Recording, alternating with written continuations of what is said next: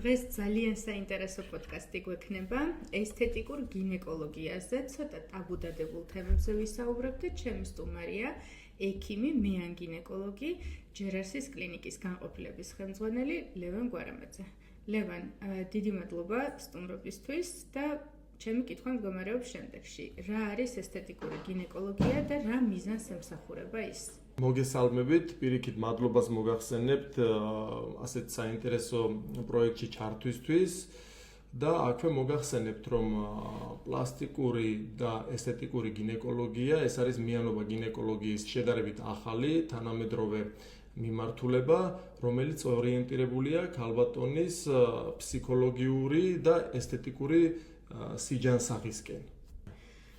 ზოგადად რამ განაპირობა ესთეტიკური გინეკოლოგიის მეტნაკლებად ცალკე ქვედარგად გამოყოფა, მისი პოპულარობა და რამდენად ხშირად მოგმართავენ ქართველი ქალბატონები, პაციენტები ამ პროცედურებისთვის? ესთეტიკური გინეკოლოგია საქართველოში ძალიან ახალი მიმართულებაა. თუმცა სხვა დანარჩენ უფრო განვითარებულ ქვეყნებში არც თუ ისე ახალი მიმართულება, უკვე რამდენიმე ათეულ წელს ითვლის მისი დასაწყისი და განვითარება, ხოლო მიზეზი თუ რის გამო მოგმართავენ ჩვენ ქალბატონები, ეს არის პირველ რიგში სქესობრივი დისფუნქცია. სქესობრივი დისფუნქცია, რომელსაც შეიძლება ასევე პარალელურ რეჟიმში თან ახლდეს ისეთი ფუნქციების მოშლა, მაგალითად როგორიც არის დიზურიული მოვლენები, ან შარდვის უნარის დარღვევა და კონტროლის დაკარგვა. აი ეს ორი ძირითადი მიზეზია ის, რის გამოც შეიძლება მოხდეს ვიზიტი ქალბატონის გინეკოლოგთან და შემდეგ უკვე ჩამოვყალიბდეთ რა ჭირდება, როგორი პროცედურები უნდა ჩატარდეს, რომ გამოსწორდეს მისი ფუნქციური მხარე. მხოლოდ ფუნქცია მნიშვნელოვანი ესთეტიკურ გინეკოლოგიაში თუ ვიზუალური მხარეც? მომართვიანობის ძირითადი მიზეზი არის ფუნქციური უკმარისობები, ფუნქციის დარღვევა. თუმცა როცა პაციენტი გადის სრულფასოვან კონსულტაციას გინეკოლოგთან, ხშირ შემთხვევაში აღმოჩნდება, რომ პაციენტის მხრიდან მოთხოვნადი არის ვიზუალის კორექციაც, ვიზუალის გაუმჯობესებაც. შესაბამისად, პირველ ეტაპზე მოდის ფუნქცია და შემდგომი უკვე მოთხოვნილება არის ვიზუალური მხრის, ესთეტიკური მხარის მოწესრიგება. არ არის ხოლმე შემთხვევები, რომ რეალურად მხოლოდ ვიზუალური მხარის კორექციისთვის მოდიან ქალბატონები? ხშირია შემთხვევები, როდესაც პაციენტი მოგმართავს მხოლოდ ვიზუალური მხარის კორექციისთვის, თუმცა ამავდროულად აღმოჩნდება, რომ იქ ფუნქციაც დარღვეულია. მაგრამ არის შემთხვევები ფუნქციის რღვევის გარეშე პაციენტმა მოგმართოს მხოლოდ ვიზუალის გამოსწორების მიზნით. ტაბუდადებული რამდენად არის ეს თემა? ტაბუდადებული არის. საქართველოში ეს თემა ტაბუდადებულია. შედარებით თუ გავაკეთებთ პროცენტულ გათვლას, ან მოსახლეობის ძალიან დაბალი პროცენტული მაჩვენებელია მომართვიანობის, თუმცა ეს ყოველწლიურად იზრდება. ანუ პაციენტების რაოდენობა ამ მიმართულებით ყოველწლიურად არის მატებაში, თუმცა მაინც ძალიან დაბალია მომართვიანობა ზოგადად პოპულაციის რაოდენობას და მოსულ პაციენტების შეფარდებას თუ გავითვალისწინებთ. ლევან, რა პროცედურებს მოიცავს ესთეტიკური გინეკოლოგია? ქირურგიული ან ინექციური მეთოდების განსაზღვრა რომ მოვახდინოთ? ესე იგი, ესთეტიკური გინეკოლოგია არსობრივად არის საკმაოდ დიდი, ბევრი პროცედურები ტარდება, ბევრი სახის და ასევე თუ გავყვებით ოპერაციები არის სხვადასხვა მასშტაბის, სხვადასხვა ჩარევის. თუმცა ესთეტიკაზე გათვლილი ძირითადად არის მაინც ისეთი, რომელიც ამბულატორიულ რეჟიმში უფრო ნარკოზის ანესთეზიის გარეშე, მხოლოდ ადგილობრივი ანესთეზიით ტარდება და არ საჭიროებს კლინიკაში დაყოვნებას. ესეთი პროცედურებია ძირითადად ესთეტიკის მიმართულებით, ხოლო ფუნქციის გაუმჯობესების შემთხვევაში საჭირო ხდება ხშირ შემთხვევაში უფრო რთული რეკონსტრუქციული ოპერაციები. რაც შეეხება თვითონ ამ პროცედურებს. პროცედურები შეიძლება ჩატარდეს მაგალითად მცირე და დიდ სასირცხო ბაგეებზე, ეგრეთ წოდებული ფილერებით მოდელირება, ხო, იგივე კლიტორის ზომაში გაზრდა. რა თქმა უნდა, ზომაში გაზრდა, ჰიპერპიგმენტაციის დროს შევსება, ასევე საშოს წინა და უკანა კედლების მეზოთერაპია, პოსტტრავმული ნაწიბურების კორექცია, რაც ძალიან მნიშვნელოვანია, აქვე მინდა აღვნიშნო, თუნდაც ქრონიკული მორეციდივე ვაგინიტების შემთხვევაში, რაც ქალბატონებმა ხშირ შემთხვევაში არ იციან და მიზეზს ვერ აგნებენ, რატომ არის ქრონიკული ანთებითი პროცესი, რომელსაც ვერანაირი მკურნალობით ვერ შველიან. აი ეს სიმშრალე რამდენად რა თქმა უნდა, პრობლემურია და სიმშრალე არის ხშირ შემთხვევაში პრობლემური და ეს ძირითადად გამოწვეულია, რა თქმა უნდა, ენდოკრინულ პათოლოგიასთან ერთად არის შეჭიდული, რა თქმა უნდა. და ხშირ შემთხვევაში ჭირდება ამ კორექციას პლუს ჰორმონალური ენდოკრინული მხარის მოწესრიგება. ეფექტურია ბიორევიტალიზაცია ესეთ დროს ადგილობრივად? რა თქმა უნდა ეფექტურია, რა თქმა უნდა ეფექტურია, რა თქმა უნდა ენდოკრინოლოგის და გინეკოლოგის მეთვალყურებით. კი, ანუ კომბინაციაში ნახენინო როგორ ხდება, ანუ ჩვენ თუ ჩავატარებთ პროცედურას, მაგალითად ბიორევიტალიზაციას და მივიღებთ რაღაც დროებით შედეგს, შემდგომი პროცედურის ჩატარების ალბათობა მოკლე დროში იქნება უფრო ხშირი, თუ არ მოვაწესრიგებთ ჰორმონულ მხარეს. თუ პარალელურ რეჟიმში ვაწესრიგებთ ენდოკრინულ მხარეს, რა თქმა უნდა ჩატარებული პროცედურა ხანგრძლივად ნარჩუნდება ის ეფექტი, რისთვისაც მოგმართა პაციენტმა. ლევან, ზოგადად როგორ ხდება ქალბატონის მიერ პრობლემის აღმოჩენა? საიდან იწყება ეს ყველაფერი? პრობლემის აღმოჩენა დამოკიდებულია იმაზე, თუ რას განიცდის ქალბატონი. ხშირ შემთხვევაში ქალბატონი ვერ ხვდება, რომ პრობლემა აქვს ამ მიმართულებით, მოდის გინეკოლოგთან იმ იშვიათ ვიზიტზე, რომელიც ჩვენთან ისედაც გაიშვიათებულია და ძალიან ცოტა პაციენტების რაოდენობა, რომელიც 6 თვეში და 1 წელიწადში იტარებს სკრინინგულ გამოკვლევას გინეკოლოგის, გაცილებით დიდ პერიოდში, ან ხანგრძლივ ვადაში მოდიან. კი ბატონო, და იქ ხშირ შემთხვევაში შემთხვევით ექიმთან კონსულტაციის დროს ხდება ამ ყველაფრის აღმოჩენა და მე შესაბამისად შეთავაზება ამ ყველაფრის კორექციას და გაცილებით უფრო ნაკლებ რაოდენობას პაციენტების უკვე როცა რაღაც შეკითხვა აქვს და აწუხებს, გვიკავშირდება, მოგმართავს და სრულფასოვანი გამოკვლევის შედეგად დგება უკვე შესაბამისი დიაგნოზი, შესაბამისი შეთავაზება და უკვე პაციენტის სურვილზე მორგებული პროცედურის გამოდის შენი სიტყვებიდან, რომ ინფორმირების ნაკლებობა არის მოსახლეობაში, ქალბატონებში ძირითადად, ანუ მათ არ აქვს სწორი ინფორმაცია, რას გულისხმობს ესთეტიკური გინეკოლოგია და რა პროცედურებს მოიცავს და როგორ შეიძლება მან გადაჭრას მთელი რიგი პრობლემები. რა თქმა უნდა, ინფორმირების პრობლემა არის, აქ ორი უკიდურესობა გვაქვს. არის კატეგორია პაციენტებს, რომელმაც საერთოდ არ იცის ამ მიმართულების შესახებ, ან იცის და არ აღიარებს და რატომ არ აღიარებს არ ვიცი, ჯერ ვერ აღმოვაჩინეს ფენომენი რასთან არის დაკავშირებული, ვიცით რომ გვაქვს პრობლემა, მაგრამ არ ვაღიარებთ და ვეგუებით იმას და გონია რომ ეს არის ნორმა. თუნდაც იმ შემთხვევაში, როცა ექიმი გეუბნება რომ არ არის ნორმა, მაგრამ ეს თulis რომ ნორმაა. ეს ცალკე კატეგორია და არსებობს კატეგორია, რომელსაც აქვს რაღაცა ინფორმაცია და ცდილობს ინფორმაციის გაღრმავებას და მერე უკვე იწყებს ინფორმაციის ძებნას ინტერნეტში და ხშირ შემთხვევაში ამ ძებნაში საერთოდ აცდება რეალობას და ითხოვს მისთვის საერთოდ შეუსაბამოს და არარეალურს. ზუსტად აქ არის ჩვენი როლი. ჩვენ უნდა გავესაუბროთ პაციენტებს, ჩავსვათ სწორ კალაპოტში, მივცეთ სწორი მიმართულება და ანუ გამოსავალი უნდა შევთავაზოთ მისთვის სასურველი. ეს არის ჩვენი საქმე. ზოგადად ქალის თვითშეფასებისთვის, კომპლექსების შემცირებისთვის ესთეტიური მხარე, ესთეტიურ გინეკოლოგიაში რამდენად მნიშვნელოვანია, თუნდაც პარტნიორთან ურთიერთობის დროს. განიცდიან ქალბატონები ამ პრობლემას? რა თქმა უნდა, ქალბატონის თვითშეფასებისთვის ძალიან დიდი მნიშვნელობა აქვს ესთეტიკურ მხარეს, თუმცა აქაც განსხვავება ქალბატონებში არის კატეგორია, რომლისთვისაც ეს არის ძალიან მნიშვნელოვანი მხარე, არის კატეგორია, რომელსაც საერთოდ არ აინტერესებს და არის ქალბატონების კატეგორია, რომლისთვისაც მნიშვნელოვანი არ არის, თუმცა მისი პარტნიორისთვის არის ეს მნიშვნელოვანი და ეს ხდება მომართვის მიზეზი.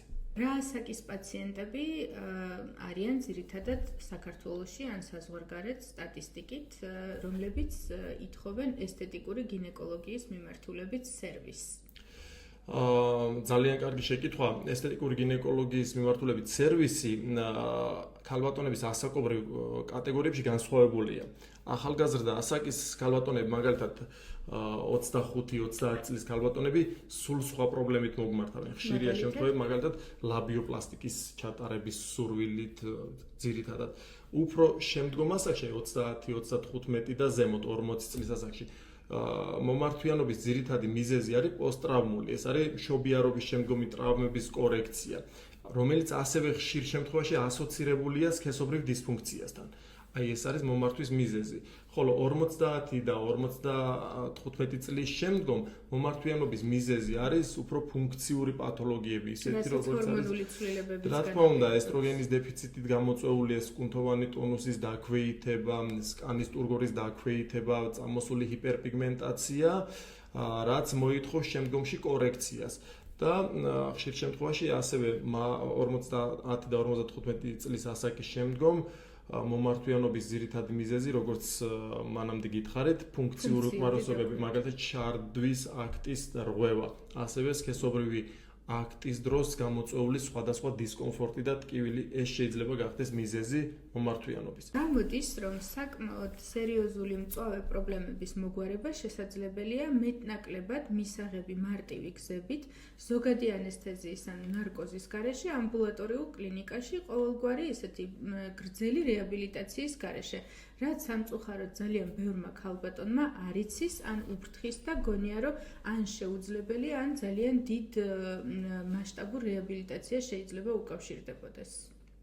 ყველაფერი დამოკიდებული არის ინფორმირების დონეზე. ჩვენთან ამის შესახებ ინფორმაცია, რომ არსებობს ესთეტიკური გინეკოლოგია, ესთეტიკური გინეკოლოგიის მერე შემდგომი გაგრძელება ეს მოდელირებები, პლასტიკები და ფუნქციის გაუმჯობესებები და ასე შემდეგ, ცოტა გვიან გახდა ცნობილი ჩვენი სოციუმისთვის.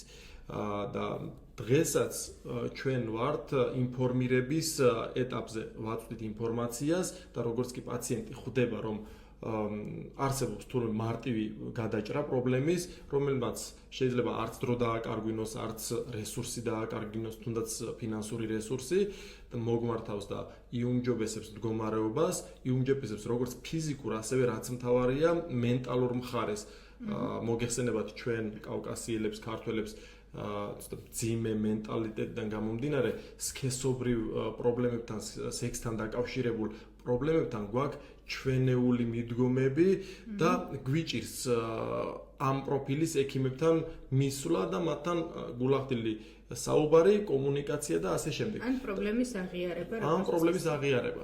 დიახ, და როგორც კი ჩვენ ვაღიარებთ ჩვენ თავთან პრობლემას, მივდივართ ექიმთან და თურმე აღმოჩნდა, რომ ძალიან მარტივად ვჭრით ისეთ რაღაც პრობლემებს, რომელიც გვეგონა, რომ საჭიროებდა და მოითხოვდა დიდ რესურსებს და დანახარჯებს. ესე არ ყოფილა. არსებობს თურმე გამოსავალიც შედარებით მარტივი.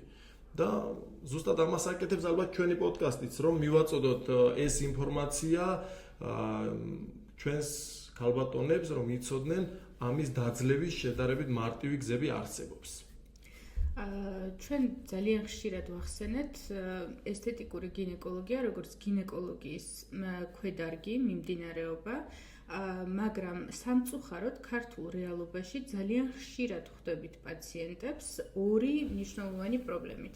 ერთი ის, რომ ესთეტიკური მედიცინის სპეციალისტისგან ითხოვენ ამ ჩარევას, რადგან გონიათ, რომ საუბარია ბიორევიტალიზაციაზე, მეზოთერაპიაზე, ფილერებით, მოდელირებაზე ან ტრედლიფტინგზე ესთეტიკურ გინეკოლოგიაში, რატომღაც გონიათ, რომ ეს პროცედურები და манипуляციები შესაძლებელია, რომ ჩაატაროს ესთეტიკური მედიცინის სპეციალისტმა, რაც აბსოლუტურად დაუშვებელია.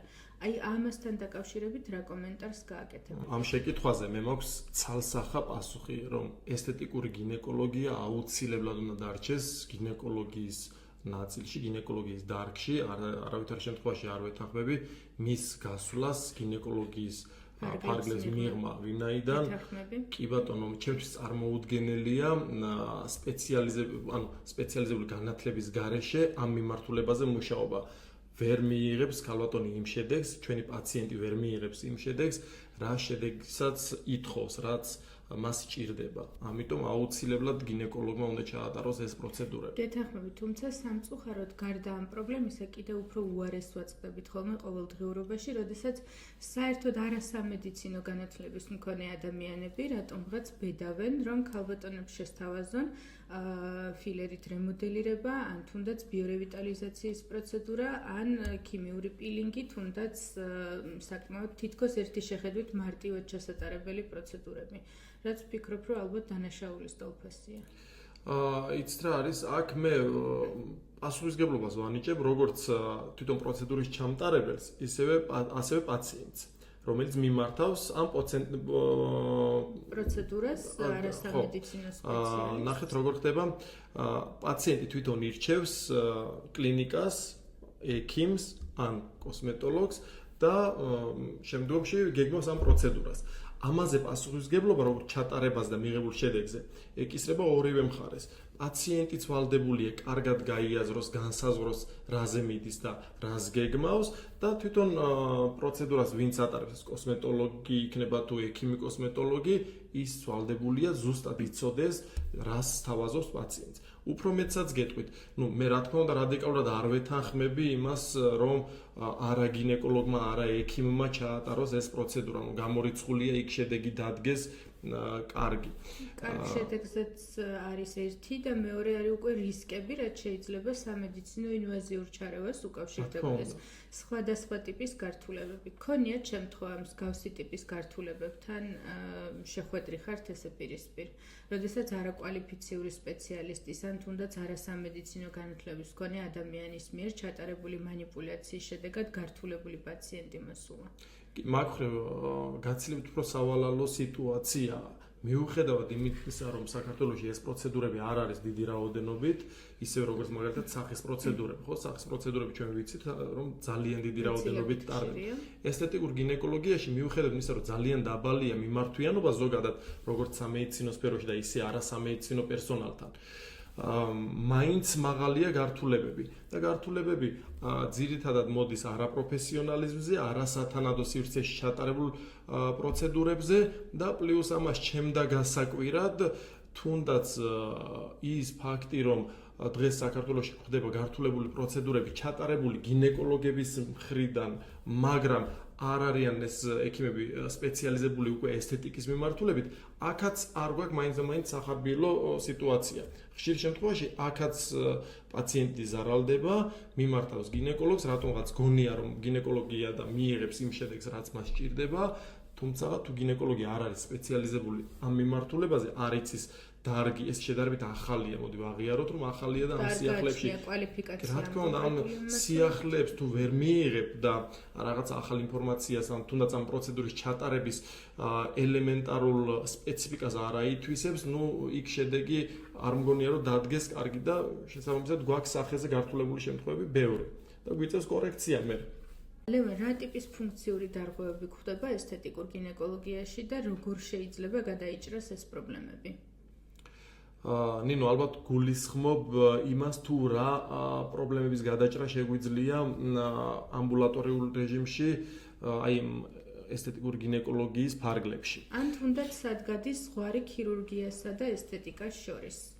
ხო, აქ ზღვარის გავლება ძალიან რთულია.